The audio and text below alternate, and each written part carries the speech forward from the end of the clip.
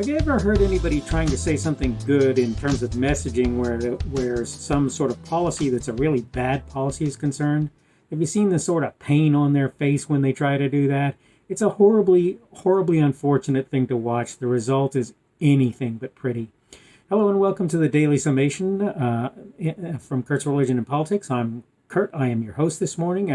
Today is Thursday, the 10th of December of 2020. We're glad to have you aboard. Whether you're coming aboard on Rumble, on the podcast, or on YouTube, today's subject is bad policies, bad messaging. This seems like a really simple subject, and I suppose in many regards it is. One of the things about it is it seems that there are a lot of people who are very much mistaken about what causes bad messaging. They'll look at things and they'll think, well, the messaging is bad, and it's just because the person did a bad job of purveying their message on various things. And so, for example, when you look at what is currently being done with COVID-19, that's a good example, I think.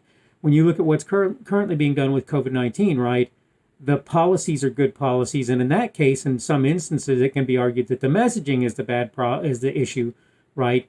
But the truth of the matter is actually the messaging is good and it's being misconstrued.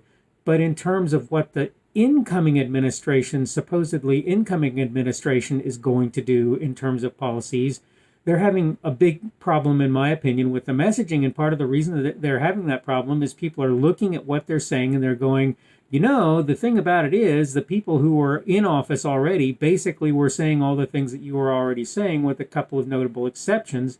And the answer is that mostly the notable exceptions are, quite frankly, bad policy, right? They're bad. They're not great ideas from a policy perspective. So this is what I think we see a lot of in politics is people who, in the process of trying to support and defend bad policy, end up, as a result, having a terribly stumbling and crumbling and bad messaging in the process. And you can see this any number of places, right, where people have said things that, if you look at them for just a second, you kind of go, wait, that's really a very bad policy. And then when you look at how they actually try and administer that policy, you'll find that their messaging is bad. Now, to be fair, there are some people who are actually pretty good at messaging who can make even bad policies look good. But as a rule, in the end, people who really are looking, people who really are paying attention will tell you directly, their messaging looks good, but the policy is horrible. And it means that they can't even really save it through the messaging. The point is, as a rule, if you have bad policy, if you have a policy that says we're going to take from the rich and give to the poor, and that's the way we're going to solve things, instead of trying to make it so that the poor are better off through their own work and their own effort. And I'm not, again, calling the poor lazy or anything like that. I'm saying, look, all of us have been in positions where we have been impoverished, for example. This is, and so it's not that we were bad people. Maybe we didn't make the best decisions. Maybe we made okay decisions and things just didn't work out well for us. Whatever the case, the point is, the way to solve problems of that sort is not to implement policies that take from the rich and give to the poor. It's to make it so that the poor actually become better off in standard ways like working for a living and so forth. And the problem is when you support a sort of a Robin Hood policy with regard to that, I'm going to take from the rich, I'm going to give to the poor, what you actually end up doing a lot of the time is something that's not good. And the result is when you try to, quote, message that, when you try to put that out there for people to look at, there will be people who, if they have their head screwed on right, will look at that and go, no, your messaging looks clunky. And the reason your messaging looks clunky, quite frankly, is your policy is clunky. The policy is bad. The point is that as a rule, if you start from a position of bad policy, it's at least going to take a whole lot of finesse to do any kind of messaging that's going to look anything like good. It's bad enough when you've got good policy and the people who are doing the messaging are doing a bad job of it, right? That's bad enough. It's far worse when some poor slob has to figure out how to make a policy look good through messaging when the policy is bad policy. And like I say, it's almost impossible not to have that end up with a clunky result, right? The issue is that when you've got bad policy, if you don't have bad messaging as a result, it's going to be a minor miracle, and B, it's going to be a seriously good spin doctor who's going to be working to make the policy sound good. And typically what they're going to do is use dulcet tones of one kind or another in order to make that happen.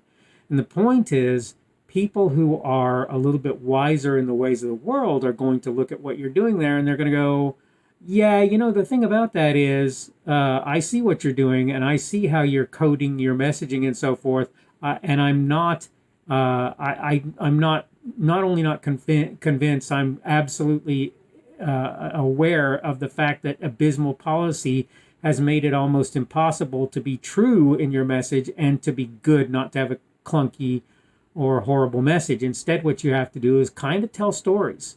I don't like to use the word lie because I don't, that may, sort of twist the truth is more correct. Some people would say directly lie, and I'm not really trying to argue that there's not something to that. But my point is, if you don't do things to tweak your message when you have bad policy, you're going to end up with bad messaging, and I don't know any way around that, right?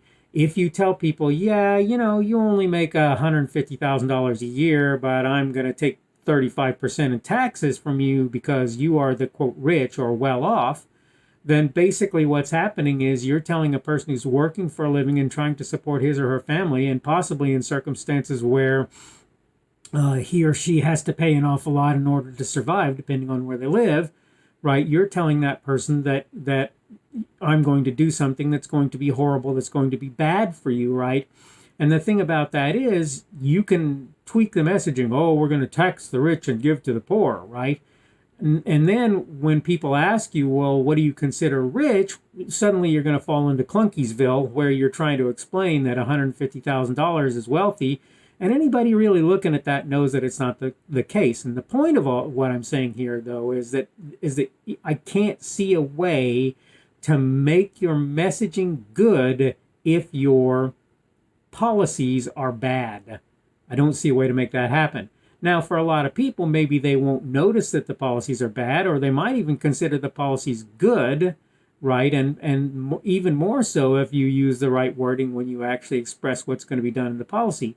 But for people who are paying attention and who really understand what's going on, for people who have parents who are making good amounts of money or who themselves are doing so, they're going to realize when they see the policy effects on their daily life, they're going to realize that the policy is a bad policy, and they're going to start looking for clues about what is good and what is bad policy and why. And regardless what your messaging, what you think you're going to do with your messaging, what's actually going to happen is you're going to say things like, oh, we're going to tax the rich and give to the poor. And they're going to go, actually, what they mean here is we're going to tax the middle class and we're going to give to people, lots of them who aren't working for a living.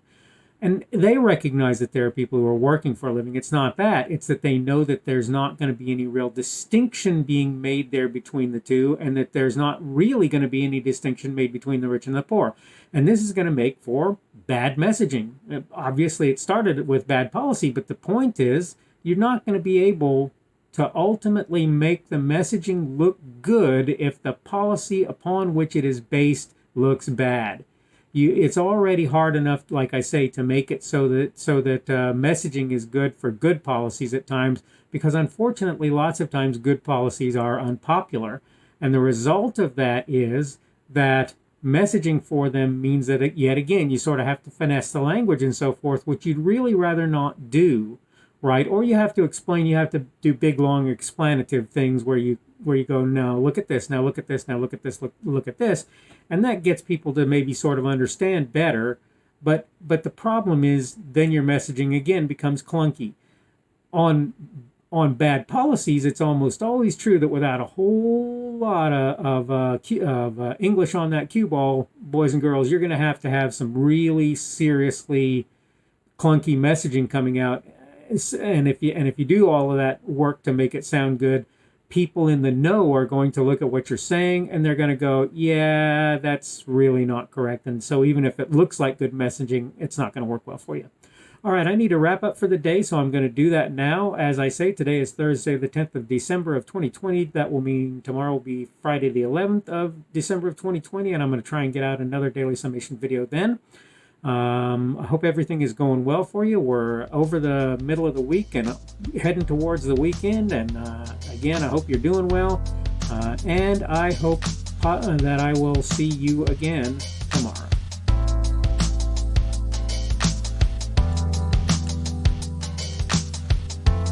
The speaker on this edition of the Daily Summation is Kurt Schubert. This video was recorded on Thursday, December 10th of 2020. The Daily Summation is created for Kurt's Religion and Politics.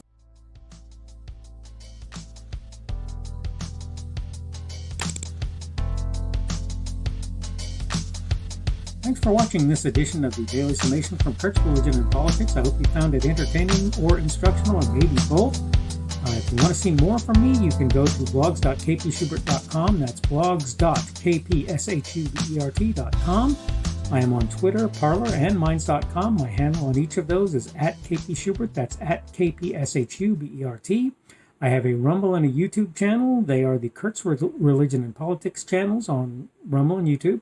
I have a Facebook page. The Facebook page is Kurt's Religion and Politics as well. I am on Patreon. If you want to support me, that's one of the better places you can do that. And you will find me at Kurt's Religion and Politics on Patreon. I have a podcast. The podcast is podcasts with an S, .kpschubert.com. That's podcasts.kpschubert.com. I think you should be able to find me with relative ease on Apple Podcasts, Google Podcasts, and Spotify as well. The best way I find to do that is to look for Kurt's Religion and Politics. You can try to use the Daily Summation. I find that it doesn't work as well as a general rule, but you can always try that. I'm glad to have you aboard today, and hopefully we will see you again tomorrow.